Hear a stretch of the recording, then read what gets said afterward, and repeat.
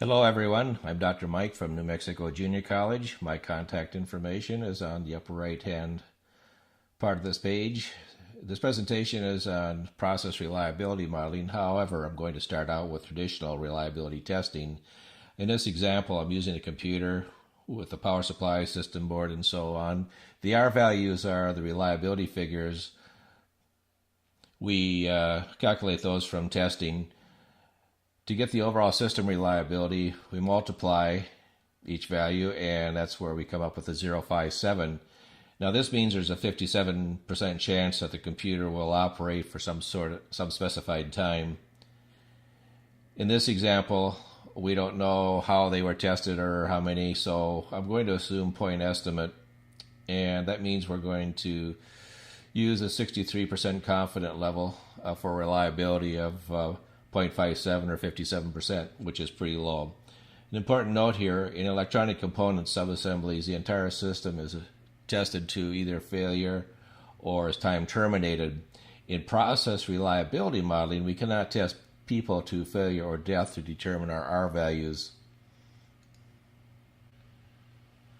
For my process reliability modeling, I'm going to use a transactional process consisting of program management, software, hardware design, final testing, and documentation. R values are calculated from survey yields, the system reliability, the 5 processes are R1 times R2 and so forth. The 0.035 means there's a 3.5% chance that transactional work will flow through the organization without barriers. In this example, employees were not tested to failure or death. Survey questions were developed and used to determine survey yield and reliability. Process reliability modeling consists of 8 steps. Distribute 3x5 Post-it cards to employees. Open-ended survey question is, what are your work barriers? Capture 1 problem per Post-it. Categorize Post-its by topic. Assign a topic name for each group, not man, machine, or methods. Let the team decide what the categories are going to be. Create cause and effect diagram. Count the number of Post-its under each topic name. Create a Pareto of the topics to prioritize improvement projects. In the cause and effect diagram, the team came up with 4 categories: process, equipment, communications, and other. Each line represents Post-its. I want you to note in the lower right where we have 4 Post-its, 4 Post-its of the same problem. Don't throw the extra ones away, stack them up, count them, so other becomes now a category of 6. From Post-it note survey, what are your work barriers? This is qualitative information. And these were taken from the Post-its. Process owner not defined or managing the process. Inputs do not satisfy process needs. These are reworded. Build survey questions. To what extent is process owner defined and active in managing the process? Do inputs satisfy process needs? And so on. And this is what you want to create right here. So we give a survey. All they have to do is put an X in the box. Here's the results. To what extent on a scale of 1 to 10 is process owner defined and active in managing the process?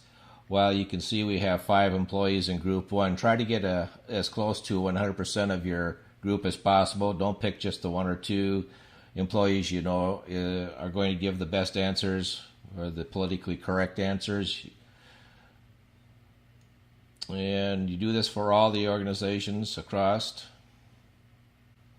On this tab, we have the survey results. I know this is a lot of information and it's quite small, probably hard to read, but if you contact me, I'll help you through this. Okay. Going across, we have some final statistics here. Coming down, this is where all the good stuff, or bad stuff in this case, lies. Alright, so what I did was take the yields of the surveys, which is reliability, multiply them across, and came up with this value right here, which is 0.0029%. That's the likelihood or probability of work passing through this organization without back loops. And I converted this data to sigma scores, short-term and long-term. Long-term means if nothing is done to help the organization, 1.89 will become closer to about 0.4. And here's the cost of quality. You notice that 1.89 and 0.39 are well below. They're in this range up here. So this organization is not competitive. In fact, they're out of business. They were bought up by another company that thought they could help them survive, and they themselves are going down. So obviously they're not paying attention to their employees' data either. But this will give you an idea. If you can compute your sigma score, you can calculate your lost revenue to sales. Here I have an opportunities Pareto. The first half dozen project are very good project candidates, and my suspicion is that if you clean up the first half dozen, many of these will go away or improve. So that's process reliability modeling, which was my dissertation topic. If you have any problems or questions or would like to learn more, please give me a call or use the mabbotts at nmjc.edu. I hope you enjoyed the short presentation.